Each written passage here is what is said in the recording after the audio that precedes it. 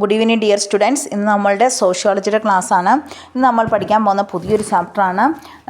അതായത് 20ാമത്തെ ചാപ്റ്ററാണ്. Social control എന്നാണ് ചാപ്റ്ററിൻ്റെ പേര്. സാമൂഹ്യ നിയന്ത്രണം. അപ്പോൾ ഇതിനകത്ത് കുറച്ച് ഇമ്പോർട്ടൻ്റ് ഉള്ള ക്വസ്റ്റ്യൻസ് ഉണ്ട്. അത് മാത്രമാണ് ടീച്ചർ ഇന്ന് പറയാൻ പോകുന്നത്. അപ്പോൾ നന്നായിട്ട് നിങ്ങൾ പഠിക്കണം ആ ഇമ്പോർട്ടൻ്റ് ഉള്ള ക്വസ്റ്റ്യൻസൊക്കെ ആണെങ്കിലും. അപ്പോൾ ഫസ്റ്റ് ആദ്യം തന്നെ ആണെങ്കിലും എന്താണ് ഡിഫൈൻ സോഷ്യൽ കൺട്രോൾ, സാമൂഹ്യ നിയന്ത്രണം. അതായത് ഒരു സമൂഹമായി കഴിയുമ്പോൾ നമുക്കറിയാം, സാമൂഹ്യ നിയന്ത്രണം എന്ന പേര് കേൾക്കുമ്പോൾ തന്നെ നിങ്ങൾക്കറിയാം സമൂഹത്തിൽ കുറച്ച് നിയന്ത്രണങ്ങൾ കൊണ്ടുവരേണ്ടത് അത്യാവശ്യമാണ് അല്ലേ. സമൂഹത്തിൽ നിയന്ത്രണം ഒന്നും ഇല്ലാതെ ഇങ്ങനെ ഇരിക്കുന്ന ഒരു അവസ്ഥയാണെങ്കിൽ നമുക്ക് ചിന്തിക്കാൻ പോലും പറ്റുകയില്ല അല്ലേ. എല്ലാവർക്കും എവിടെ വേണേലും എന്ത് അതിക്രമങ്ങൾ വേണേലും കാണിക്കാം. അങ്ങനെ നിയമങ്ങളൊന്നും ഇല്ല എങ്കിൽ ഭയങ്കര ബുദ്ധിമുട്ടുകളുണ്ടാകും. അപ്പോൾ അതിനു വേണ്ടിയാണ് സമൂഹത്തിൽ കുറച്ച് നിയന്ത്രണങ്ങളൊക്കെ കൊണ്ടുവന്നിരിക്കുന്നത്. അപ്പോൾ എന്താണ് സാമൂഹ്യ നിയന്ത്രണം എന്ന് നമുക്ക് നോക്കാം. സ്വീകാര്യമായ ഒരു പെരുമാറ്റ ശൈലിക്ക് വഴങ്ങാൻ അംഗങ്ങളെ നിർബന്ധിതരാക്കുന്ന വ്യവസ്ഥാപിത മാർഗങ്ങളെയാണ് സാമൂഹ്യ നിയന്ത്രണം എന്ന് പറയുന്നത്. അപ്പോൾ ഒന്ന് ഓർത്ത് നോക്കിയേ, സ്വീകാര്യമായ ഒരു പെരുമാറ്റ ശൈലിക്ക്, എല്ലാവർക്കും സ്വീകാര്യമായിട്ടുള്ള ഒരു പെരുമാറ്റ ശൈലി അല്ലേ. എവിടെയെങ്കിലും കോളേജിൽ ചെന്ന് കഴിഞ്ഞാൽ അല്ലെങ്കിൽ സ്കൂളിൽ ചെന്ന് കഴിഞ്ഞാലൊക്കെ നമ്മൾ എങ്ങനെ പെരുമാറണമെന്ന് നമ്മളെ പഠിപ്പിച്ച് വിട്ടിട്ടുണ്ടല്ലേ. ആ രീതിയിൽ നമ്മൾ പെരുമാറാവുള്ളൂ. അതാണ് ഒരു പെരുമാറ്റ ശൈലിക്ക് വഴങ്ങാൻ. അല്ലെ സ്കൂളിൻ്റെ ഒക്കെ ഒരു നിബന്ധനകളും കാര്യങ്ങളും ഒക്കെ ഉണ്ട്. 9:30 ആകുമ്പം വരണം, അതുപോലെ തന്നെ 3:30 ആകുമ്പോൾ സ്കൂൾ വിടും, അല്ലെങ്കിൽ അങ്ങനെയൊക്കെ ഓരോ നിയമങ്ങൾ ഉണ്ട്. അപ്പം ആ നിയമത്തിനനുസരിച്ചാണ് അവിടെയുള്ള ഓരോ അംഗങ്ങളും പ്രവർത്തിക്കുന്നത്. ആരെങ്കിലും ഒരാൾ അതിന് വിരുദ്ധമായിട്ട് പ്രവർത്തിച്ചു കഴിഞ്ഞാൽ അവർക്ക് നമ്മൾ പണിഷ്മെൻ്റൊക്കെ കൊടുക്കാറുണ്ട്. ഇതിനെയാണ് ശരിക്കും പറഞ്ഞാൽ സോഷ്യൽ കൺട്രോൾ എന്ന് പറയുന്നത്. അതായത് സമൂഹത്തിന് സ്വീകാര്യമായ ഒരു രീതിയിലേക്ക് അംഗങ്ങളെ കൊണ്ടുവരാൻ വേണ്ടി ഉള്ളൊരു മാർഗമാണ് സാമൂഹ്യ നിയന്ത്രണം എന്ന് പറയുന്നത്. എല്ലാവർക്കും സ്വീകാര്യമായൊരു ശൈലിയിലേക്ക് വഴങ്ങാൻ അംഗങ്ങളെ നിർബന്ധിതരാക്കുന്ന വ്യവസ്ഥാപിത മാർഗമാണ് സാമൂഹ്യ നിയന്ത്രണം എന്ന് പറയുന്നത്. അപ്പോൾ മനസ്സിലായല്ലോ എന്താണ് സാമൂഹ്യ നിയന്ത്രണം എന്ന് പറഞ്ഞാൽ. സമൂഹത്തിന് അനുയോജ്യമായ രീതിയിൽ പെരുമാറാൻ വേണ്ടി ഓരോരുത്തരെയും പഠിപ്പിക്കുന്ന ഒരു രീതിയാണ് സാമൂഹ്യ നിയന്ത്രണം എന്ന് പറയുന്നത്. ഇനി നമ്മൾ നോക്കുന്നത് how religions helps to process of social control. ഗൈഡിനകത്ത് 4ാമത്തെ ക്വസ്റ്റ്യൻ ആണ് ടീച്ചർ പറയുന്നത്. How religions helps in the process of social control. മതം എങ്ങനെയാണ് സാമൂഹ്യ നിയന്ത്രണത്തെ സഹായിക്കുന്നത്? അപ്പോൾ ഈ സാമൂഹ്യ നിയന്ത്രണത്തെ സഹായിക്കാൻ കുറേ ഘടകങ്ങളുണ്ട്. അതിലൊന്നാണ് മതം എന്ന് പറയുന്നത്. മതങ്ങളുണ്ട്, അതുപോലെ തന്നെ സ്കൂളുകളുണ്ട്, അതുപോലെ നിയമ കോളേജുകൾ അല്ലെങ്കിൽ നിയമസ്ഥാപനങ്ങൾ, രാഷ്ട്രീയ സ്ഥാപനങ്ങൾ, ഇതെല്ലാം സാമൂഹ്യ നിയന്ത്രണത്തെ സഹായിക്കുന്ന ഘടകങ്ങളാണ്. അപ്പോൾ ഇതിനകത്ത് മതം എങ്ങനെയാണ് സാമൂഹ്യ നിയന്ത്രണത്തെ സഹായിക്കാനായിട്ട് കഴിയുന്നത്, മതത്തിന് എന്തൊക്കെ ചെയ്യാൻ പറ്റുമെന്ന് നോക്കിയേ. സാമൂഹ്യ നിയന്ത്രണത്തിന് സഹായിക്കുന്ന പ്രധാന ഏജൻസിയാണ് മതം. എന്തൊക്കെയാണെന്ന് നോക്കിക്കേ. എല്ലാ മതങ്ങളും നന്മ തിന്മ എന്ന സങ്കല്പങ്ങൾ മുന്നോട്ട് വയ്ക്കുന്നുണ്ട് അല്ലേ. എല്ലാ മതങ്ങളുടെയും ലക്ഷ്യം എന്താണ്? നല്ലത് ചെയ്യുക, എല്ലാ മനുഷ്യർക്കും നന്മ ചെയ്യുക എന്നൊരു സങ്കല്പമാണ്. ചീത്ത ചെയ്യാതിരിക്കുക എന്നൊക്കെയുള്ളൊരു സങ്കല്പമാണ് മതജീവിതത്തിനുള്ളത്. ഓരോ മതവും കുടുംബ ബന്ധത്തിനും മറ്റ് നിയമപരമായ ചില നിയമങ്ങൾ അനുശാസിക്കുന്നു. ഇത് സാമൂഹ്യ നിയന്ത്രണത്തിന് കാരണമാകുന്നു. ഓരോ മതങ്ങളും കുടുംബത്തെ വളരെ പവിത്രമായിട്ടാണ് കാണുന്നത്. അതുകൊണ്ട് തന്നെ അത് സാമൂഹ്യ നിയന്ത്രണത്തിന് വലിയൊരു കാരണമായി തീരുന്നു. മതനേതാക്കളുടെ പ്രബോധനങ്ങൾ പലപ്പോഴും വ്യക്തികളെ സാമൂഹ്യ നിയന്ത്രണത്തിനുതകുന്ന രീതിയിൽ ജീവിക്കാൻ പ്രാപ്തരാക്കുന്നു അല്ലേ. നമ്മുടെ ആത്മീയ ഗുരുക്കൾ അല്ലെങ്കിൽ ഓരോ മതത്തിൻ്റെയും നേതാക്കന്മാർ, അവരുടെയൊക്കെ പ്രസംഗങ്ങളും പ്രവൃത്തികളും ഒക്കെ ആണെങ്കിലും നമ്മളെ വളരെയധികം നല്ലതുപോലെ ജീവിക്കാനായിട്ടൊക്കെ പ്രാപ്തരാക്കുന്നു. പിന്നെ പ്രാർത്ഥനാ സംഘങ്ങൾ, അതുപോലെ തന്നെ മതപഠനം, അങ്ങനെയുള്ള സംഘടനകളിലൂടെയും ഒക്കെ ആണെങ്കിലും നമുക്ക് സാമൂഹ്യ നിയന്ത്രണം കൊണ്ടുവരാനായിട്ട് സാധിക്കും. അടുത്ത question, explain the factors of social control.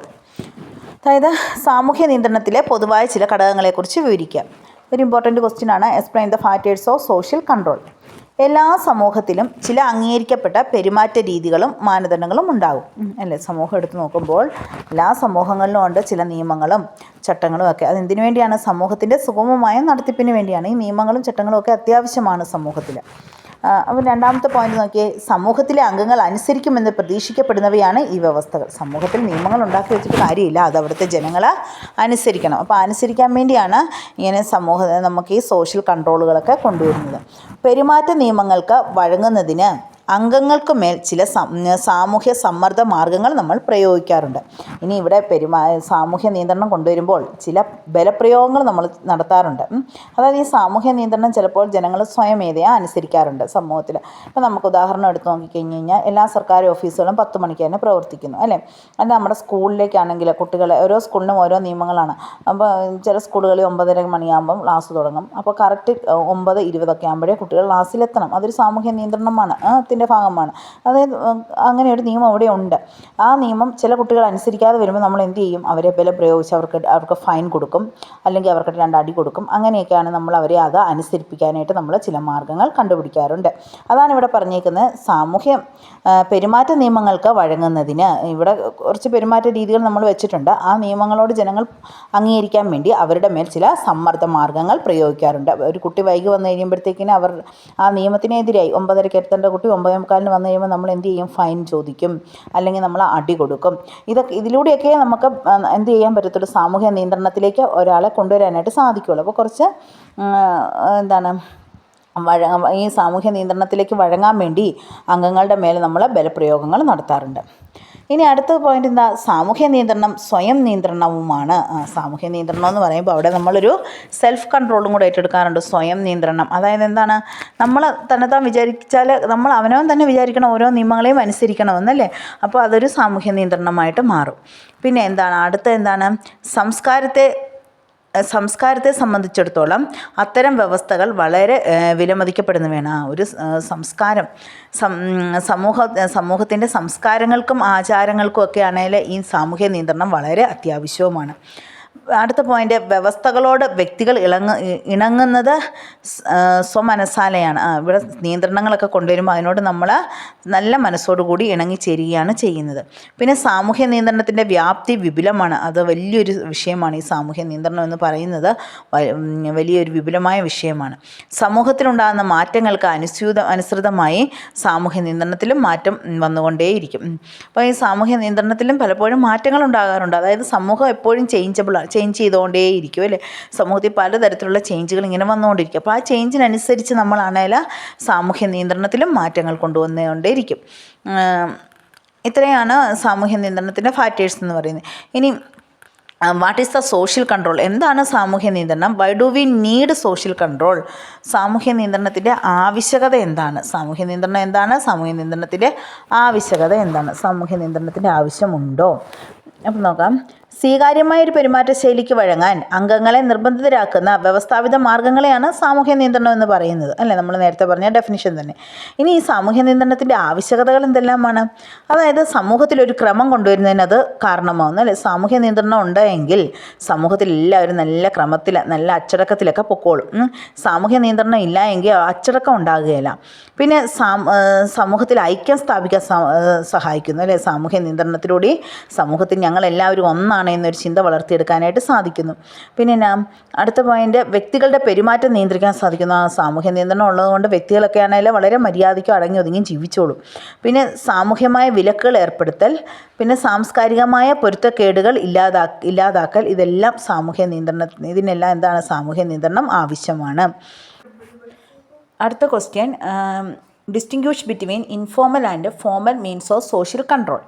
അതായത് ഗൈഡിലെ 7ാമത്തെ ക്വസ്റ്റ്യനാണ്. അനൗപചാരിക സാമൂഹ്യ നിയന്ത്രണ മാർഗ്ഗങ്ങളും ഔപചാരിക സാമൂഹ്യ നിയന്ത്രണ മാർഗ്ഗങ്ങളും തമ്മിലുള്ള വ്യത്യാസം. ഇൻഫോർമൽ മീൻസ് എന്ന് വെച്ച് കഴിയുമ്പോൾ അനൗപചാരിക സാമൂഹ്യ നിയന്ത്രണം. ഇൻഫോർമൽ എന്ന് പറയുമ്പോൾ അനൗപചാരികം, ഔപചാരികം എന്ന് പറയുമ്പോൾ ഫോർമൽ. ഓർത്ത് വെക്കുക. ഇൻഫോർമൽ മീൻസ് വിശ്വാസം. ഫസ്റ്റ് വണ് വിശ്വാസം. ഒരു പ്രത്യേക കാര്യം സത്യമാണെന്ന പ്രഖ്യാപനമാണ് വിശ്വാസം അല്ലേ. ഒരു എന്താണ് വിശ്വാസം എന്ന് പറഞ്ഞു കഴിഞ്ഞാൽ ഒരു കാര്യം അത് സത്യമാണെന്ന് നമ്മളങ്ങ് വിശ്വസിക്കുന്നു. അതിനെയാണ് ഇനി സത്യമല്ലെങ്കിൽ പോലും സത്യമാണെന്ന് വിശ്വസിക്കുന്നതിനെയാണ് എന്ത് പറയുന്നത്? വിശ്വാസം എന്ന് പറയുന്നത്. പ്രതിഫലം, പുഞ്ചിരി, പ്രശംസ, പ്രോത്സാഹനജനകമായ ആംഗ്യം തുടങ്ങിയവ സാമൂഹ്യ പ്രതിഫലത്തിൽ പെടുന്നു. ഇത്തരം പ്രവർത്തനങ്ങൾ ഒരു വ്യക്തിക്ക് സമൂഹത്തിൽ ഗുണകരമായ പ്രവൃത്തി ചെയ്യുന്നതിന് പ്രോത്സാഹനം കൊടുക്കുന്നു അല്ലേ. അതായത് ഒരു വ്യക്തിക്ക് അവൻ്റെ ആത്മവിശ്വാസമൊക്കെ കൂട്ടാൻ വേണ്ടി നമ്മൾ കുറേ മോട്ടിവേഷൻസുകൾ കൊടുക്കാറുണ്ട്. ഇതാണ് പ്രതിഫലം എന്നതുകൊണ്ട് പറയുന്നത്. ഇനി ശിക്ഷ. ശിക്ഷ എന്ന് പറയുമ്പോൾ വിമർശനം, ശാരീരികമായ ഭീഷണികൾ, മർദ്ദനം തുടങ്ങിയവ ശിക്ഷകളിൽ പെടുന്നു. ഇനി ജനങ്ങളുടെ രീതികൾ. ആളുകൾ ഒന്നിച്ചു ചേർന്ന് ചെയ്യുന്നതിനായി സമൂഹം അംഗീകരിച്ചിട്ടുള്ള പെരുമാറ്റ രീതികളാണ് ഇവ. ഇത്തരം പെരുമാറ്റ രീതികൾ ഒരു വ്യക്തിയുടെ സ്വഭാവത്തെ നിയന്ത്രിക്കുന്നു. നാട്ടുനടപ്പ് രീതികൾ. മനുഷ്യൻ്റെ പെരുമാറ്റ ശൈലിയെ രൂപപ്പെടുത്തുന്നത് നാട്ടുനടപ്പ് രീതികളാണ്. ഇനി സമ്പ്രദായങ്ങൾ. ജനങ്ങളുടെ ദീർഘകാലമായുള്ള ശീലങ്ങളും പതിവ് രീതികളുമാണ് സമ്പ്രദായങ്ങളെന്ന് പറയുന്നത്. ഇനി പ്രകൃത്യാതീത വിശ്വാസങ്ങളും അന്ധവിശ്വാസങ്ങളും. ഇതെല്ലാം ഒരു സമൂഹത്തിൽ കാണപ്പെടുന്ന കാര്യങ്ങളെക്കുറിച്ചാണ് നമ്മൾ ഈ ഔപചാരികമായിട്ട് പറയുന്ന കാര്യങ്ങൾ.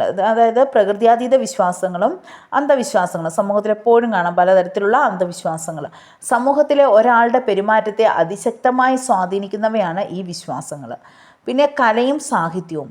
ഇപ്പോഴും അന്ധവിശ്വാസങ്ങൾ നമ്മുടെ സമൂഹത്തിൽ നടക്കുന്നുണ്ട്. അതാണ് കുരുതികളൊക്കെ നടക്കുന്നില്ല. മനുഷ്യക്കുരുതി നടത്തി കഴിഞ്ഞാൽ സ്വർണം കിട്ടും, അല്ലെങ്കിൽ ഭയങ്കര സൗഭാഗ്യമുണ്ടാകും എന്നൊക്കെ പറഞ്ഞുകൊണ്ട് മനുഷ്യക്കുരുതിയൊക്കെ നടത്തുന്നുണ്ട്. ഇതൊക്കെ സാമൂഹ്യ നിയന്ത്രണത്തിന് എതിരായിട്ടുള്ള കാര്യങ്ങളാണ്. ഇതൊന്നും സോഷ്യൽ കൺട്രോളിൽ വരേണ്ട കാര്യങ്ങളല്ല. അതാണ് പറയുന്നത് വിശ്വാസങ്ങളും അന്ധവിശ്വാസങ്ങളും. അതൊക്കെ ആണെങ്കിൽ അനൗപചാരികമാണ്, ഔപചാരികമായിട്ടുള്ള കാര്യങ്ങളല്ല. ഇനി കലയും സാഹിത്യവും. സമൂഹത്തിൽ ഒരുപാട് മാറ്റങ്ങൾ കൊണ്ടുവരാൻ കലയ്ക്കും സാഹിത്യത്തിനും കഴിയുന്നുണ്ട്. നല്ല നല്ല കാര്യങ്ങൾ ചെയ്യാൻ വേണ്ടി കലയിലൂടെയും സാഹിത്യത്തിലൂടെയൊക്കെ സാധിക്കുന്നുണ്ട്. പൊതുജന അഭിപ്രായം. വ്യക്തികളുടെ സ്വഭാവത്തെയും പെരുമാറ്റത്തെയും ജീവിത രീതികളെയും നിയന്ത്രിക്കുന്നതിന് അളവോളം പൊതുജനങ്ങളുടെ അഭിപ്രായം അത്യാവശ്യമാണ്. വ്യക്തികളുടെ സ്വഭാവത്തെ നിയന്ത്രിക്കുന്നതിനെല്ലാം പൊതുജനങ്ങളുടെ അഭിപ്രായം ആവശ്യമാണ്. ഇനി സാമൂഹ്യ ആദർശങ്ങൾ. സാമൂഹ്യ നിയന്ത്രണത്തിനുള്ള ശക്തമായ ഒരു ഉപാധിയാണിവ. നല്ല ആശയങ്ങളിലൂടെയും അനുഭവങ്ങളിലൂടെയും പരോക്ഷ വിനിമയമാണ് ഇതുകൊണ്ട് ഉദ്ദേശിക്കുന്നത്. ഇനി ഔപചാരിക സാമൂഹ്യ നിയന്ത്രണങ്ങൾ ഏതൊക്കെയാണെന്ന് നോക്കാം. ഇത്രയും ഇപ്പോൾ നമ്മൾ പറഞ്ഞതെല്ലാം ഇൻഫോർമലായിരുന്നു, അനൗപചാരികമായിട്ടുള്ള കാര്യങ്ങളാണ് പറഞ്ഞത്. ഇനി ഔപചാരികമായിട്ടുള്ളത് എന്തൊക്കെയാണെന്ന്. അതായത് ആദ്യം തന്നെ നിയമം. സാമൂഹ്യ നിയന്ത്രണത്തിലുള്ള ഔപചാരിക മാർഗങ്ങളിൽ ഏറ്റവും പ്രധാനപ്പെട്ടതാണ് നിയമം. ഔപചാരിക നിയമങ്ങളിൽ ഏറ്റവും പ്രധാനപ്പെട്ട ഒന്നാണ് നിയമം. നിയമം അനുസരിക്കാൻ സമൂഹത്തിലെ ഏതൊരു പൗരനും കടപ്പെട്ടിരിക്കുന്നു. ഉദാഹരണത്തിന് അയിത്താചരണ വിരുദ്ധ നിയമം, പൊതുസ്ഥലത്ത് പുകവലി നിയമപരമായി ശിക്ഷാർഹമാണെന്ന നിയമം, ഇതെല്ലാം അനുസരിക്കാനായിട്ട് ജനങ്ങൾ ബാധ്യസ്ഥരാണ്. ഇനി വിദ്യാഭ്യാസം. ഒരു സാമൂഹ്യവൽക്കരണ പ്രക്രിയയാണ് വിദ്യാഭ്യാസം. അല്ലെ, സമൂഹത്തിലെ ആളുകളെ നല്ല രീതിയിൽ കൊണ്ടുപോകാൻ വേണ്ടി ഉള്ള ഒരു പ്രക്രിയയാണ് ഈ വിദ്യാഭ്യാസം എന്ന് പറയുന്നത്. അതിലൂടെ നല്ല മനുഷ്യരെ വാർത്തെടുക്കാനായിട്ടൊക്കെ വിദ്യാഭ്യാസത്തിലൂടെ സാധിക്കും. അപ്പം അച്ചടക്കം, അതിലൂടെ ഒത്തിരി സാമൂഹ്യ നിയമങ്ങൾ നമ്മൾ പഠിക്കുന്നുണ്ട്. അച്ചടക്കം പഠിക്കുന്നുണ്ട്, സാമൂഹ്യ സഹകരണം പഠിക്കുന്നുണ്ട്. വിദ്യാലയത്തിൽ നിന്ന് നമ്മൾ സഹകരണം പഠിക്കുന്നു, സഹിഷ്ണുത, സഹിക്കാൻ പഠിക്കുന്നു, പരിത്യാഗം, ഇതെല്ലാം തുടങ്ങിയ മൂല്യങ്ങളെല്ലാം നമുക്ക് വിദ്യാഭ്യാസത്തിലൂടെ ലഭിക്കുന്നു. പിന്നെ ഭീഷണി. അഭിലഷിക്കുന്ന ലക്ഷ്യം നേടുന്നതിന് ബലം പ്രയോഗിക്കുന്നതിനെ ആണ് നമ്മൾ ഭീഷണി എന്ന് പറയുന്നത്. അനുശാസിക്കുന്ന നിയമം പാലിക്കപ്പെടാത്ത സാഹചര്യത്തിൽ മാത്രമാണ് ഇതിൻ്റെ പ്രശസ്തി. അതല്ലേ, പോലീസൊക്കെയാണ് അതിന് വേണ്ടി നിൽക്കുന്നത്. പോലീസും ഗവൺമെൻറ്റും നമ്മളോടിപ്പോൾ ഒരു കുറ്റം സമൂഹത്തിൻ്റെ നിയമം അനുസരിച്ച് മനുഷ്യൻ പെരുമാറിക്കൊണ്ട് പോവുകയാണെങ്കിൽ അവിടെ ഒരു പ്രശ്നം ഉണ്ടാകുന്നില്ല. ഈ നിയമത്തിന് വിരുദ്ധമായിട്ട് പ്രവർത്തിക്കുമ്പോഴാണ് പോലീസിൻ്റെയൊക്കെ ഇടപെടൽ ഉണ്ടാകുന്നത്.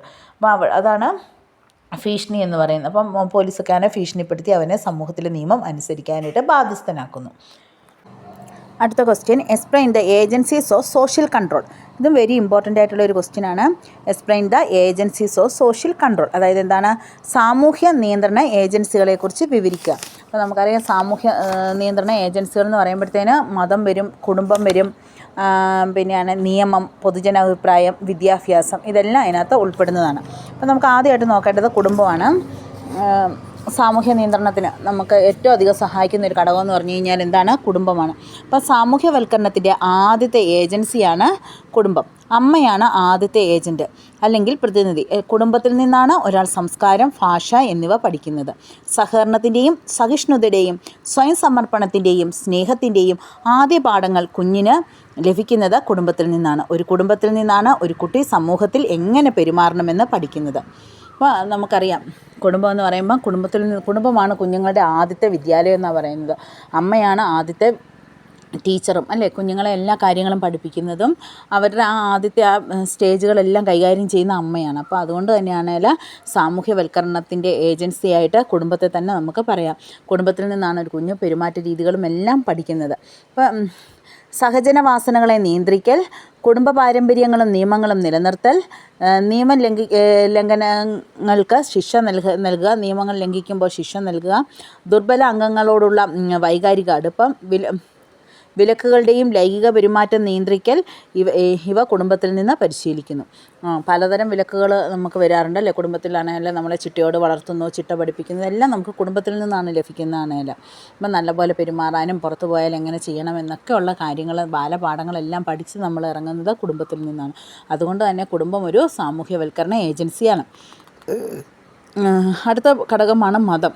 നമ്മുടെ സാമൂഹ്യ ജീവിതത്തിൽ അവിഭാജ്യ ഘടകമാണ് മതം. മതം എന്ന് പറയുമ്പം തന്നെ നമുക്കാണെങ്കിൽ നല്ലത് ചെയ്യണം, നന്മ ചെയ്യണം എന്ന് പഠിപ്പിക്കുന്ന ഒരു സ്ഥാപനമായിട്ടാണ് നമ്മളതിനെ കാണുന്നത്. സമൂഹത്തിൽ മതത്തിനുള്ള നിയന്ത്രണ ശക്തി അപാരമാണ്. മതം എക്കാലത്തും നമ്മുടെ പെരുമാറ്റത്തെയും മനോഭാവത്തെയും ധാർമ്മിക മൂല്യങ്ങളെയും മാത്രമല്ല ദൈനംദിന ജീവിതത്തിലെ എല്ലാ കാര്യങ്ങളെയും വളരെയധികം സ്വാധീനിക്കുന്നുണ്ട്. നമുക്കറിയാം മതത്തിൽ ഏത് മതത്തിൽ വിശ്വസിക്കുന്നവരാണെങ്കിലും എല്ലാവരുടെയും ആത്യന്തികമായ ലക്ഷ്യം എന്താണ്? നന്മ ചെയ്യുക, സ്വർഗം നേടുക എന്നൊക്കെയുള്ള ഒരു ലക്ഷ്യമായതുകൊണ്ട് തന്നെ നല്ല രീതിയിൽ പെരുമാറാനായിട്ട് നമ്മൾ പ്രാപ്തരാകുന്നു. തെറ്റ് ചെയ്ത് കഴിഞ്ഞാൽ ദൈവം ശിക്ഷിക്കും എന്നുള്ള ഒരു ബോധവും ഒക്കെ നമ്മളിൽ അതുമൂലം ഉണ്ടാകുന്നു. അടുത്ത നോക്കിയാൽ നിയമം.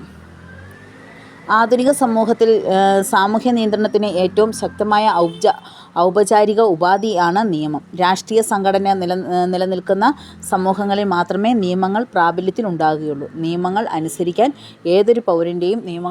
എന്ന് പറയുന്നത് ഏതൊരു പൗരൻ്റെയും കടമയാണ്. നിയമങ്ങൾ അനുസരിച്ചില്ലെങ്കിൽ നമുക്ക് ശിക്ഷ ലഭിക്കുമെന്നൊരു ബോധ്യം ഉണ്ടാകും. പൊതുജനാഭിപ്രായം. പൊതുജനം അവരുടെ സാധാരണ ജീവിതത്തിൽ ചിന്തിക്കുന്നതിനെയാണ് പൊതുജനാഭിപ്രായം എന്ന് പറയുന്നത്. ഓരോ വ്യക്തിയും പൊതുജനാഭിപ്രായത്തിന് അനുസൃതമായ സമൂഹത്തിൽ പെരുമാറാൻ ശ്രദ്ധിക്കുന്നു. അതിനാൽ പൊതുജനാഭിപ്രായത്തിന് വ്യക്തികളുടെ മേൽ അല്ലെങ്കിൽ സമൂഹത്തിൻ്റെ മേൽ വലിയ സ്വാധീനമുണ്ട്, പൊതുജനങ്ങളുടെ അഭിപ്രായത്തിന്. അതുപോലെ തന്നെ വിദ്യാഭ്യാസം.